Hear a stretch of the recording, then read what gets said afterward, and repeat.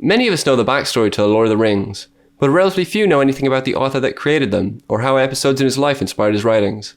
Welcome to Behind the Story, where I break down how the movies, books, and TV shows you love came to be made. For new content, don't forget to subscribe, and spoiler alert for the Lord of the Rings trilogy. Tolkien wrote much of The Lord of the Rings at a pub in Oxford, still standing to this day, called the Eagle and the Child. The emblem of this pub almost certainly inspired him to create the great eagles of Middle-earth that carry Frodo and Sam from Mount Doom at the end of Return of the King. Another example of a story from his life that might have impacted his writing came from his time in South Africa. When Tolkien was still a child, he was playing in his family's back garden when he was suddenly bitten by a large baboon spider. The nurse that was with him rushed over to suck out the poison. Luckily for us, she was successful and the tarantula bite didn't cause any lasting harm.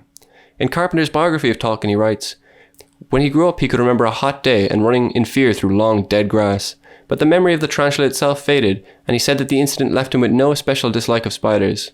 Nevertheless, he wrote more than once of monstrous spiders with venomous bites." In later interviews and letters, Tolkien himself gave conflicting statements. He wrote to his friend W.H. Auden, "I do not dislike spiders particularly and have no urge to kill them. I usually rescue those whom I find in the bath." But later in an interview he said, "I don't like spiders. It's not a pathological fear, but I rather won't have anything to do with them." At any rate, it's interesting to speculate. Did the childhood experience really scar him into adulthood, or did he manage to put the incident behind him? One thing is clear, however, the recurring image of the horrifying spider played an important role in his work. In his youth, Tolkien lived in the shadow of Petritt's Folly and the Eggsbaton waterworks. It's not a leap to think that these large, imposing towers made an impact on the young man. One of the central contrasts in Lord of the Rings is between the natural purity of the Shire and the artificial nature of the orcs' war machines. Born in 1892 to British parents in South Africa, Tolkien lived to see the height of the Industrial Revolution and the gruesome trench combat of the First World War. I have no doubt that these experiences had a profound impact on him. When he was 3, his mother, Mabel Sufferfield, and his younger brother Hilary travelled to the West Midlands in England, where he spent much of his childhood. The same contrast can be found there between Birmingham, which was a grim industrial city at the time, and the natural countryside of the West Midlands. In fact, Bag End is named after his aunt's farmhouse in the tiny Worcester village of Dormston. Tragically, when he was just 4, his father, while still in South Africa, died of pneumatic fever.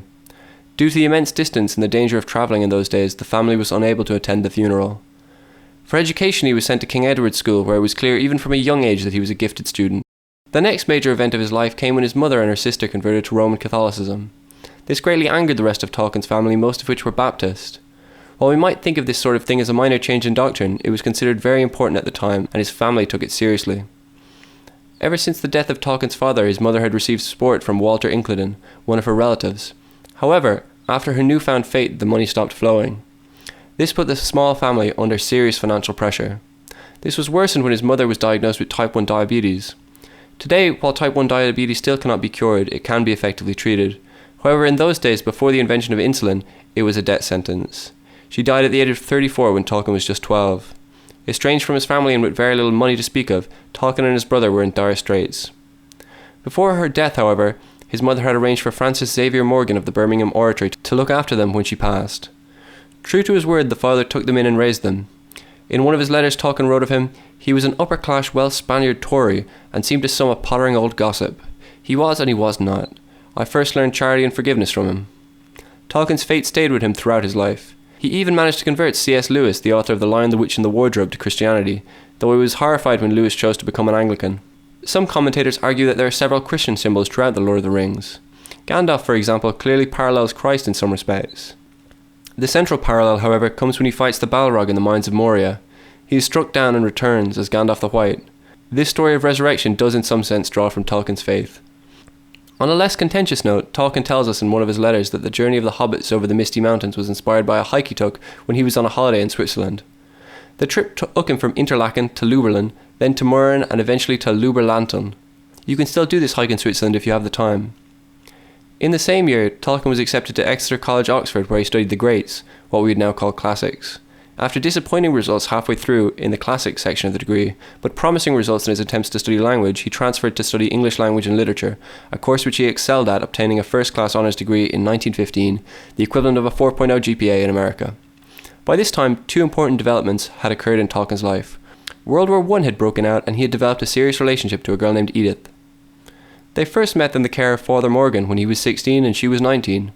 Though it started as a friendship, when the priest saw them getting exceedingly close, in a personal and not physical way, he forbid Tolkien from contacting her until he was 21. Quite stoically, Tolkien kept his promise. On the very day he reached 21, he wrote to her and in a true romantic spirit told her that he still loved her and proposed marriage. The only problem was that she was already engaged. She still had feelings for him, and after a few meetings she dropped her previous engagement and promised to marry Tolkien instead. Looking back at the incident, Tolkien was struck by her willingness to break off an engagement to another man for him. He writes, "I was a young fellow, with a moderate degree and apt to write verse, a few dwindling pounds and no prospects, a second lieutenant on 7/6 a day in the infantry, where the chances of survival were against you heavily." When it was clear that he would soon be shipped to France for active duty, the couple quickly married on the 22nd of March 1916. The odds were indeed against him, but Tolkien managed to survive the Battle of the Somme, one of the bloodiest in the entire First World War. After contracting trench fever, the unwell Tolkien sat out much of the rest of the war in various hospitals. Though he did partially recover, he was weakened by the illness and spent the rest of the war away from frontline duty. It's hard not to see some of the horror of the trenches reflected in the evil portrayed in the novel, but Tolkien always denied this sort of symbolic meaning. When the armistice was signed, ending the war in 1918, Tolkien managed to land an academic job as an assistant lexicographer on the New English Dictionary, also known as the Oxford English Dictionary. He then went to Leeds as a reader, what we would now call an associate professor, of English before becoming a professor of Anglo-Saxon at Oxford. One day, when correcting exam papers which he described as soul-crushing, he wrote, "In a hole in the ground there lived a hobbit." He then went on to wonder what a hobbit was. It's hard to imagine that this little midday diversion was what spawned all the stories of Middle-earth. In 1937, an incomplete version of The Hobbit found its way into the hands of Susan Dagnall, an employee at a publication firm. She told Tolkien to finish the work, which he did. She then passed it to the head of the firm to make a decision. The head of the firm gave it to his son to read, and after a raving review by the child, The Hobbit was published and became an instant hit. Over the next 16 years, Tolkien would go on to write what became Lord of the Rings. And now you know the story behind Lord of the Rings. I hope you've enjoyed it, and subscribe if you're new.